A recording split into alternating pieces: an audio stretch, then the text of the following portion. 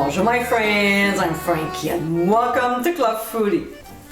This coming weekend is Super Bowl, and if you're hosting a party, you'll definitely need some finger food recipes. Of course, there'll be a lot of fried foods, sandwiches, along with potato chips, pretzel, and so on. Although most of your guests will enjoy that kind of food, you still can make something much healthier and still score a touchdown.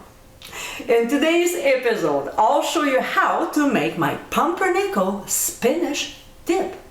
It is very simple and very quick to make. It is awesome to serve during a sporting event or any party you'll be hosting in the future. With a few ingredients, this delicious party food will be sure to please everyone. So my friends, let's get cooking. Alright, so in a medium bowl, we'll combine sour cream, mayonnaise, which by the way, I'll be posting my homemade version soon, so be sure to look for it. And then we'll also add Miracle Whip, which will give some zip to the dip. A package of vegetable soup mix. Can you make your own mix with a dehydrator? Of course, and same thing with making your own pumpernickel bread. But just keep in mind that you have a bunch of people coming over, and we want something quick, easy, and obviously delicious. And last but not least, the chopped spinach. We'll mix our ingredients very well before adding a few dashes of hot sauce of your choice. You don't have to, but it has more flavor and heat. So it's up to you to decide. And the same applies with red pepper and freshly ground black pepper. It's totally optional, but yet highly recommended. So after we're done stirring, we'll cover and transfer to the fridge for a couple hours. Now, about 15 minutes before serving, we'll cut a circle in the top of the bread and remove it. Now, don't throw it out because we'll cut it in small cubes and use them to scoop up the dip. Then we'll hollow the bread so there's space to hold the dip mixture.